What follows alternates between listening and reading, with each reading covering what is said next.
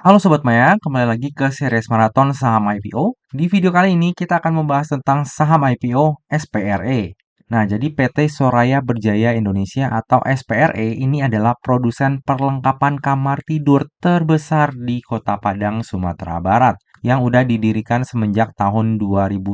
Jadi bagi Sobat Maya yang domisilinya di Kota Padang, boleh nih share di kolom komentar ya tentang PT Soraya Berjaya Indonesia ini. Apakah memang sebesar itu di Kota Padang? Nah, SPRE ini menawarkan beberapa produk kamar tidur ya, seperti spray, bed cover, bantal, dan guling, serta ada juga aksesoris rumah tangga. SPRE ini menjual produknya melalui berbagai strategi marketing ya, baik yang online ataupun offline. Untuk cara online, SPRE ini menawarkan produknya melalui website dan juga sosial media seperti Instagram, Facebook, TikTok, Shopee, Tokopedia, dan Lazada. Lalu untuk secara offline itu mulai dari pembukaan gerai, lalu ada penjualan melalui agen penjualan, Car Free Day, booth, dan juga canvassing. Hingga saat ini SPRE udah memiliki 6 gerai yang tersebar di Kota Padang dan juga Pekanbaru dengan lebih dari 600 agen penjual dan official channel di berbagai sosial media dan marketplace. Nah, ini adalah kontribusi penjualan dari SPRE baik online dan juga offline. Bisa kita lihat di sini ya Sobat Maya, untuk pendapatan dari SPRE ini meningkat lumayan signifikan ya di tahun 2023.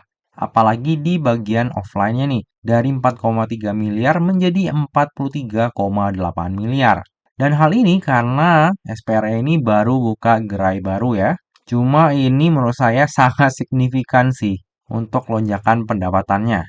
Padahal industri tekstil itu lagi agak lesu, tapi SPRE di tahun 2023 malah berhasil mencatatkan lonjakan pendapatan yang sangat signifikan. Menarik nih untuk melihat SPRE begitu udah masa post IPO-nya ya.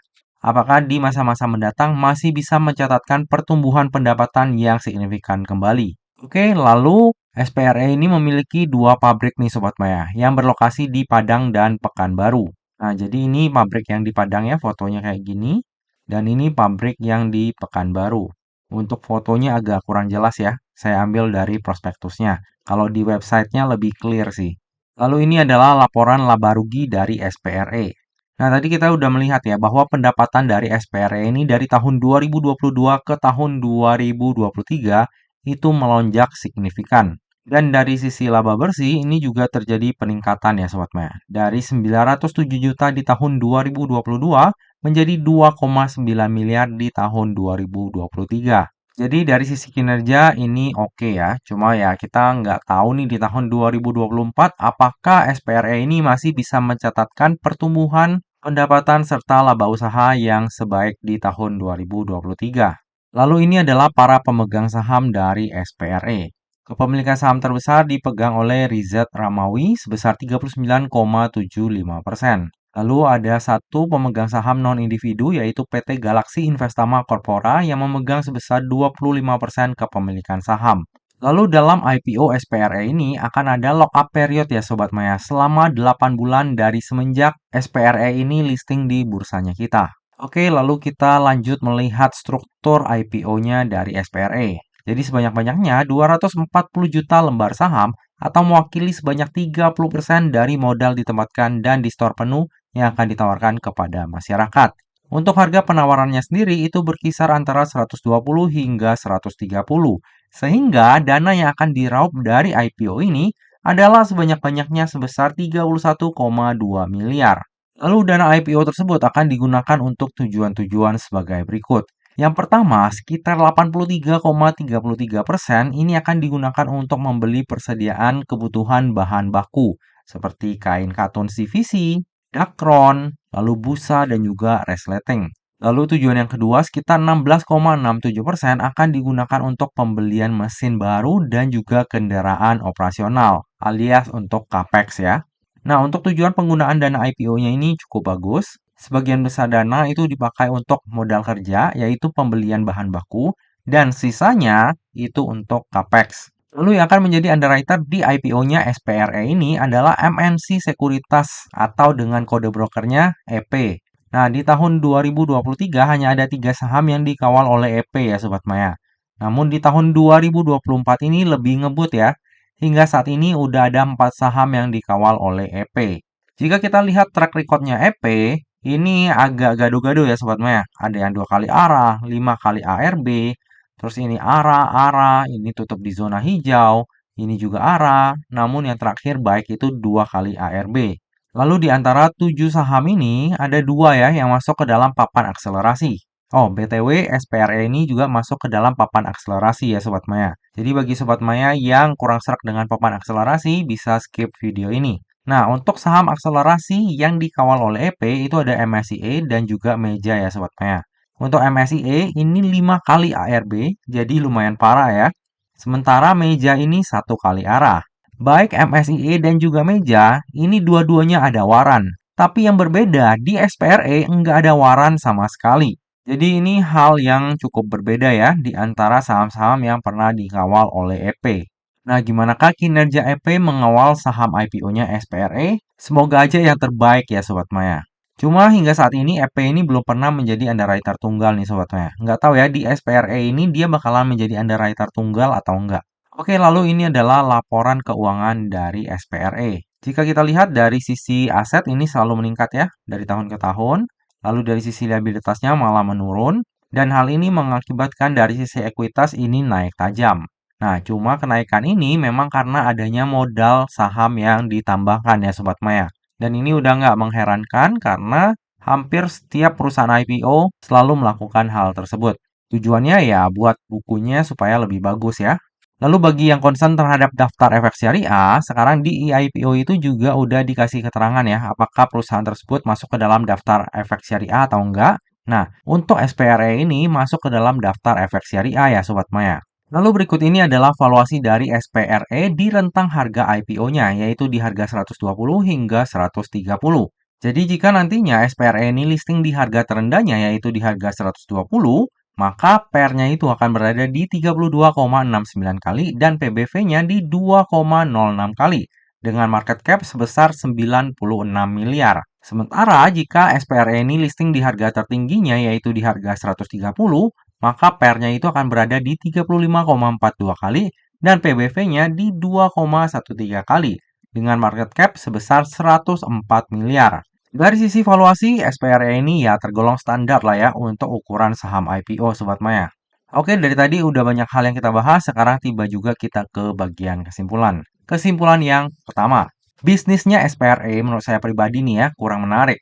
Industrinya pun yaitu tekstil saat ini sedang tertekan ya. Namun melihat lonjakan laba SPRE di tahun 2023, rasanya menjadi menarik ya untuk melihat sepak terjangnya nanti post IPO. Artinya setelah IPO kita lihat nih, apakah emang kinerjanya itu selalu bagus. Karena ada juga nih saham yang di papan akselerasi bergerak di bidang pendidikan. Waktu prospektus itu kinerjanya bagus banget, tapi ternyata setelah IPO malah anjlok parah. Kalau Sobat Maya yang udah ikutin lama channel ini pasti udah tahu ya saham apa yang saya mention tersebut. Nah, semoga aja SPRE ini enggak seperti emiten yang tadi.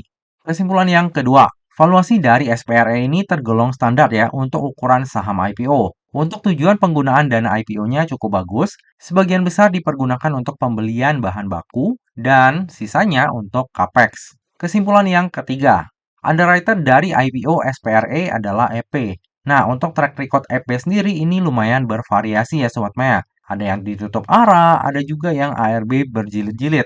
Nah, hingga saat ini EP ini belum pernah menjadi underwriter tunggal ya Sobat Maya.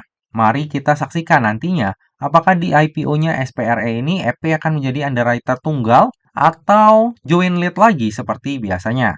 Kesimpulan yang keempat, SPRE sendiri ini akan masuk ke dalam papan akselerasi yang arah dan ARB-nya itu simetris di 10%. Untuk saat ini, peluang cuan dari saham akselerasi itu memang rendah banget ya Sobat Maya. Makanya nggak heran kalau misalnya nanti saham IPO SPRE ini penjatahannya mungkin akan gede ya. Karena saham di papan akselerasi itu untuk IPO-nya jarang banget yang bisa naik tinggi ya. Bahkan untuk perusahaan yang fundamentalnya itu lumayan bagus.